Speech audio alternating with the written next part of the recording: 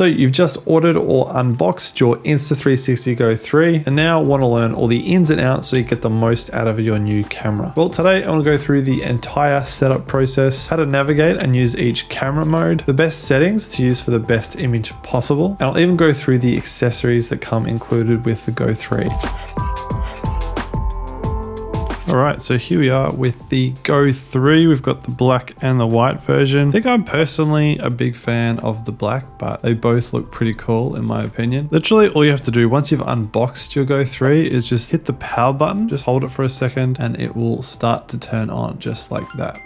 The first thing you'll see is the language selection. So for me, obviously it's English, so I'm just going to go next. And then it goes straight into a little tutorial on how to navigate. So it's got swipe left and right to switch shooting modes. This lets you switch between all the different modes on the camera, but let's just go to video. Then it explains that if you slide from the edge of the screen, this gives you the image settings. So you can fully customize it and set it to manual. So you can adjust things like shutter speed, the ISO, stuff like that. But generally I'd recommend just leave it on auto. It makes it super easy to use. You don't have to think about any settings. And then the next thing is if you slide up, this lets you access your shooting specifications. This will change depending on the mode that you're shooting in. So just swipe that down. And then if you slide down, that will access your overall device settings. And these come in super handy. I'll go through these in more detail a bit later as well. And then lastly, if you slide from the left of the screen, this accesses your album. And this is where all of your images and videos are stored. And you can just swipe to navigate through those different images and videos. That's that. You can swipe that away. That's essentially how you navigate around on the GO 3. It's super straightforward, very intuitive.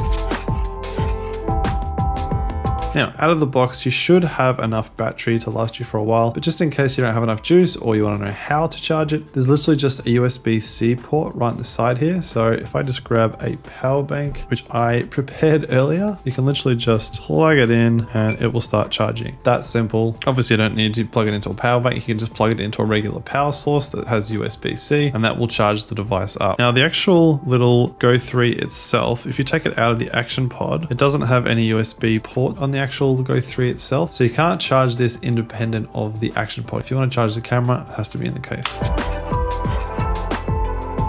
And the next thing that the GO 3 will prompt you to do is to pair it with your phone. Now, this is actually really straightforward, so let me take you through how to do that. Open your Insta360 app, and this will bring you to the home page. And then just at the bottom here, you've got a little camera with a Wi-Fi signal button. Just tap on that. It will instantly start pairing with your device. And this will prompt you and ask you whether or not you want to connect to the Insta360 app. So let's just hit confirm. And then back to our phone. So what's going to happen now is it's going to ask you if you want to join a new Wi-Fi network. And the reason it's doing that is because when you pair with the GO 3, it creates its own little Wi-Fi signal that it uses to connect to your phone. And that's because Wi-Fi is a lot faster than using Bluetooth. So just hit join and this will disconnect you from any other Wi-Fi that you're currently on and connect you to the Wi-Fi that's coming from the GO 3. So now we're connected and you can see because there's just a camera symbol, the Wi-Fi symbol is gone. So if I tap on that symbol now, it'll take me to the video preview. And just like that, I've got a full preview window on my phone of everything that I'm seeing coming from my GO 3, which is really cool. Now, if you do want to access your photos and videos from your phone, just go back and then here you've got album. Just tap on album. You can see every single photo or bit of footage that you've got on your camera. So if I just tap on one, you can play it back in real time. And there's so many editing options. You can trim, you can change aspect ratio, the field of view, you can add music. There's so many different editing options in the Insta360 app, including AI features. So if you're interested in seeing a tutorial on how to use the AI features in the app, then let me know in the comments. But there's just so many amazing things you can do right in the app on your phone. It's definitely worth taking the time to explore.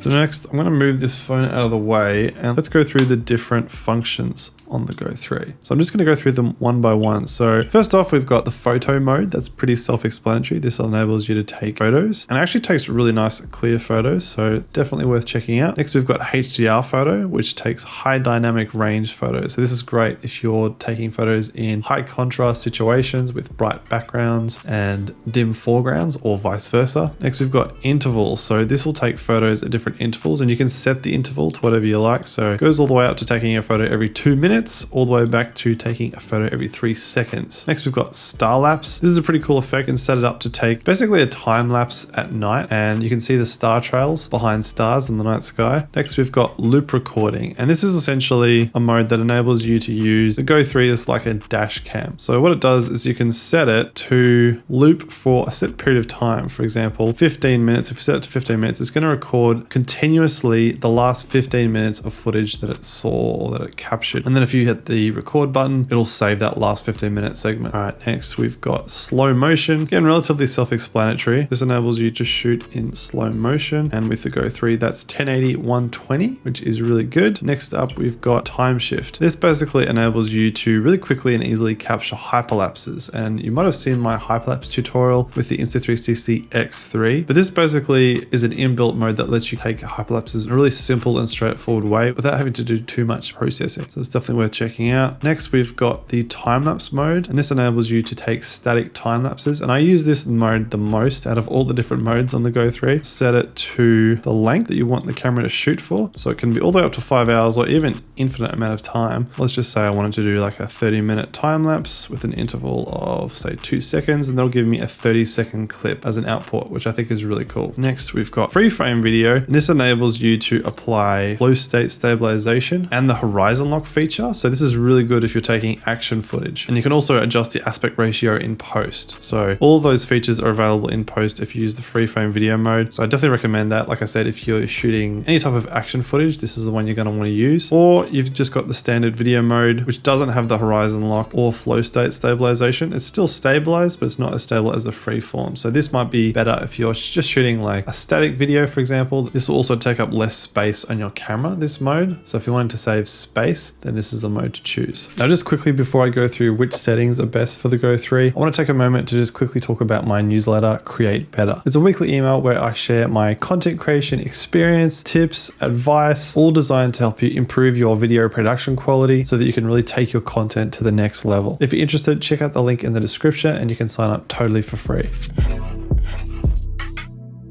All right, so let's just talk about the best settings to get the best quality out of your Go 3. Now just swipe down to go to settings and then across and go to the little gear icon here. And then if you scroll down, the main setting you want to check is the video bitrate. As you can see, that's currently set to high, which is what we want it to be set to. If it's set to standard, the video files won't take up as much space, but you won't have as much quality. So if you set it to high, you're maxing out the amount of image quality you're going to get from the Go 3, which is what you want. You can adjust the sharpness as well. I've found good results with the medium. On default, it's set to high, but if you play around with this a little bit, you might get better results on a lower sharpness setting. And then if you want to increase the sharpness in post, you can always do that later. So that's worth checking. But those two settings are really the ones you want to just double check to make sure you're getting the maximum quality from your camera.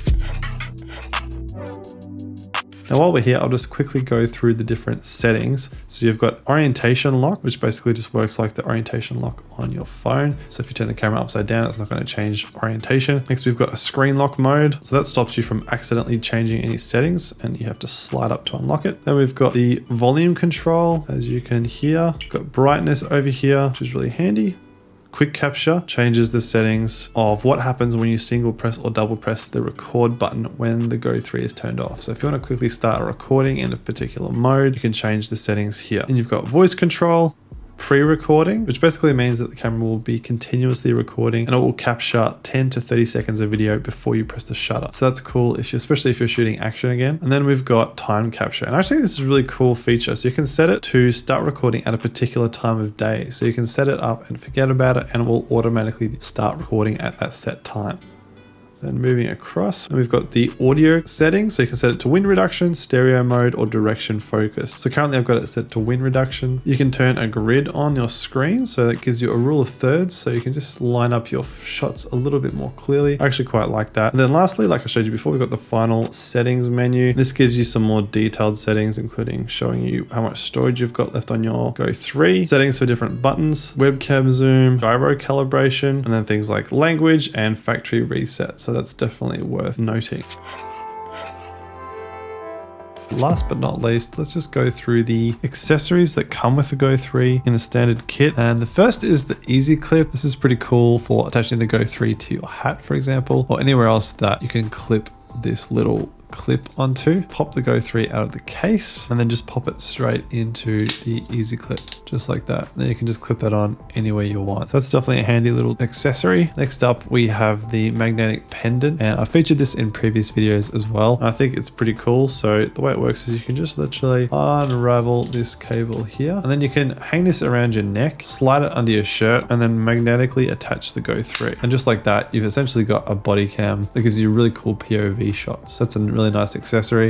It's a super secure magnetic hold. I'm very impressed with that. And it's pretty cool because if you want to just fold it away, all you have to do is just pull it into it itself. There's like a little rubber lip there. Pull it and roll it up, and then you can store it away nice and neatly. And then last but not least, arguably the most important accessory is the pivot stand. Now, this is what it's going to enable you to attach the Go 3 to different accessories. Since the Go 3 itself doesn't have a 1/4" thread, the pivot stand is what's going to enable you to do that. So the way it works is you literally just clip it in magnetically, and then it's firmly, securely attached with these little hooks. If you want to pop it off, you just press those little buttons in and it just pulls off really easily, and then you can just clip it back on like that. I think it's really well designed, and I love how easy it is to clip on and off. And then on the actual pivot stand itself, you've got this little bottom here. I'll take this off, and you've got a little sticky pad, which you can see here. Super sticky, and it sticks to pretty much any surface. As long as you've cleaned the surface first, it'll stick really securely, and then you can just peel it off when you're done. Give this a wash with water, and it's good to go and re-stick to some other surface. So I've definitely found that has come in really handy from time to time. When you're not using it, just put the little sticker back on, cover it up,